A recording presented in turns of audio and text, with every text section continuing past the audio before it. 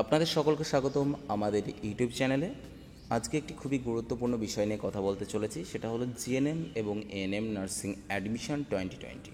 এখনও পর্যন্ত notification published হয়নি। নোটিফিকেশান কবে পাবলিশড হবে বা কবে হবার সম্ভাবনা রয়েছে, কেন হচ্ছে না, সম্পূর্ণ বিস্তারিত আলোচনা থাকবে ভিডিওর মাধ্যমে। অবশ্যই ভিডিওটি শেষ পর্যন্ত দেখবেন। চলুন তাহলে ভিডিওটি শুরু করা যাক। অবশ্যই জিএনএম এবং এএনএম কোর্সের নোটিফিকেশান পাবলিশড হলে আপনারা এই ওয়েবসাইটে পেয়ে যাবেন। ওয়েবসাইটটি হলো www.health.gov.in, government of West Bengal health and family welfare department. এবার আমরা যদি কিছু ইম্পর্টেন্ট বিষয়গুলি দেখে নিই। প্রথমেই আসছে কোভিড-19 প্যান্ডামিক, দ্বিতীয় আসছে এইচএসের এক্সাম কমপ্লিট হয়নি, দুটো ফ্যাক্ট। তাহলে আমি যদি প্রথম ফ্যাক্টর নিয়ে আলোচনা করি, কোভিড-19 প্যান্ডামিকের জন্য এইচএসের এক্সাম হচ্ছিল না, অর্থাৎ কোভিড-19 প্যান্ডামিক অর্থাৎ লকডাউন পিরিয়ড কাটলো, সেই অনুযায়ী একটা রিশিডিউল করা হয়েছে এইচএসের এক্সাম হবার জন্য। সেই রিশিডিউলে এইচএসের এক্সাম হবে, অর্থাৎ কমপ্লিট হবে। কমপ্লিট হবার পর রেজাল্ট আউট হবে, রেজাল্ট আউট হবার পর নোটিফিকেশান বার হবে জিএনএম এবং এএনএম কোর্স 2020।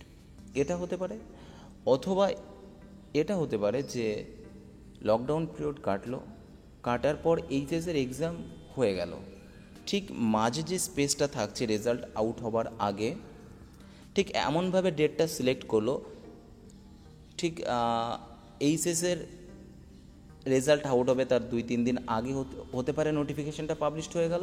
তাহলে 2020 সালে যারা এইচএস কমপ্লিট করছে তারাও পেয়ে গেল, এবং যারা অলরেডি করে আছে তারাও পেয়ে গেল। তার মানে এইচএস পরীক্ষা কমপ্লিট হবার পরে একটা সম্ভাবনা রয়েছে, আর এইচএস রেজাল্ট আউট হবার পরে একটা সম্ভাবনা আছে নোটিফিকেশান পাবলিশড হওয়ার। এবং আরও কিছু বিষয় যদি আমরা দেখে নিই, আপনারা গত বছর যে নোটিফিকেশানটা প্রকাশিত হয়েছিল সেখানে রিজার্ভেশন সিট কত ছিল, অর্থাৎ এজ ক্রাইটেরিয়া কী ছিল, এডুকেশন কোয়ালিফিকেশন ডিটেলস কী ছিল, এবং কতদিন আপনারা স্পেস পাচ্ছেন অ্যাপ্লাই করার জন্য, বিস্তারিত যদি গতবারের নোটিফিকেশানটা সম্পর্কে একটু জাস্ট দেখে নিই ইম্পর্টেন্ট ম্যাটারগুলো। আপনারা অনস্ক্রিনে দেখতে পাচ্ছেন 2019 সেশনের জিএনএম এবং এএনএম কোর্সের অফিসিয়াল নোটিফিকেশান, যেখানে ডেটটা আমরা দেখতে পাচ্ছি 31/5, অর্থাৎ 31শে মে অলরেডি নোটিফিকেশান পাবলিশড হয়ে গেছিলো গত বছর। এবং গত বছর যে ফর্ম ফিল আপ শুরু হয়েছিল সেটা 31/5 থেকেই ফর্ম ফিল আপ শুরু হয়ে গেছিলো, অর্থাৎ এই যদি আমি ধরি এখানে একদিন, এবং লাস্ট ডেট ছিল হচ্ছে 17/6, অর্থাৎ 17 জুন, অর্থাৎ 17 দিন আর আগে 18 দিন, মোট 18 দিন পেয়েছিলেন আপনারা ফর্ম ফিল আপ করার জন্য। এবং ফর্ম ফিল আপ করার পরে যে নেক্সট স্টেপগুলো হয় সেগুলো অবশ্যই আপনারা জেনে যাবেন এবছর নোটিফিকেশান বাড়াবার সাথে সাথে। এবং এখানে যদি আমরা দেখে নিই এজ ক্রাইটেরিয়াটা কী রয়েছে, এখানে এজ ক্রাইটেরিয়া রয়েছে আপনাদের 17 বছর থেকে 27 বছরের মধ্যে হলে আপনারা অ্যাপ্লাই করতে পারেন। সেটা 1 জানুয়ারি 2019-এ বার হয়েছিল, তাই 2019 অনুযায়ী, এবং 2020-তে যদি বার হয় তাহলে 20 অনুসারে সেটা ধরা হবে। 1 জানুয়ারি 2020 অনুসারে আপনাদের এজটাকে ক্যালকুলেট করা হবে, এবং যেখানে আপনারা অ্যাপ্লাই করতে হলে 17 থেকে 27 বছরের মধ্যে। অবশ্যই আপনাকে বেঙ্গলি, নেপালি দুটো ভাষার মধ্যে যে কোনো একটি ভাষা পড়তে এবং জানতে হবে, এবং অবশ্যই আপনাকে উচ্চ মাধ্যমিক পাস হতে হবে। উচ্চ মাধ্যমিকের নম্বরের উপর ভিত্তি করে, পার্সেন্টেজের উপর ভিত্তি করে আপনার সিলেকশন বা অ্যাডমিশন হবে। এবং এখানে যে রিজার্ভেশন সিট ক্রাইটেরিয়া রয়েছে, যে রিজার্ভেশন ক্রাইটেরিয়াস, গত বছর টোটাল সিট ছিল 2300 ফিমেলদের জন্য, এবং মেলদের জন্য 105টি, অর্থাৎ 2405 সিট ছিল, ভ্যাকান্সি ছিল। এবছর আশা করা যাচ্ছে এর থেকে বাড়বে। এবং সিট রিজার্ভেশন যে রয়েছে, শিডিউল কাস্টের জন্য 22%, শিডিউল ট্রাইবের জন্য 6%, ওবিসি এ ক্যাটাগরির জন্য 10%, ওবিসি বি ক্যাটাগরির জন্য 7%, এবং ফিমেল অরফ্যানদের জন্য 2%, এবং লেডি সিভিল ডিফেন্স ভলেন্টিয়ার্স অর্থাৎ সিভিল ডিফেন্স ক্যাটাগরিজের জন্য 2.5%, এবং পিডব্লিউ ক্যান্ডিডেটদের জন্য 3%। এটা হচ্ছে সিট সংরক্ষণ। এবছরও সেম সিট সংরক্ষণ থাকবে, সেম প্রসেসেই, পার্সেন্টেজ ওয়াইজ, শুধুমাত্র ডিফারেন্ট হবে ভ্যাকান্সির, অর্থাৎ কতজন স্টুডেন্টকে অ্যাডমিশন নিচ্ছে। এবং অ্যাডমিশন প্রসেস সম্পর্কে সম্পূর্ণ বিস্তারিত ভিডিও আপনারা এই চ্যানেলে অবশ্যই পেয়ে যাবেন। অবশ্যই চ্যানেলটিকে সাবস্ক্রাইব করে রাখুন। নেক্সট আপডেট আসার সাথে সাথে আপনার কাছে পৌঁছে যাবে নোটিফিকেশান। কিভাবে আপনাকে অ্যাপ্লাই করতে হবে স্টেপ বাই স্টেপ, এবং অ্যাপ্লাই করার পরে কী স্টেপ রয়েছে, কিভাবে আপনাকে মেডিকেল কাগজগুলি সম্পূর্ণ করতে হবে এবং মপ আপ রাউন্ডের আছে, কাউন্সিলিং রাউন্ড যেগুলো আছে প্রত্যেকটা রাউন্ডের সম্পূর্ণভাবে এবং সিটমেট্রিক পাবলিশড হবে। A to Z ডিটেলস আপনারা এই চ্যানেলের মাধ্যমে পেয়ে যাবেন।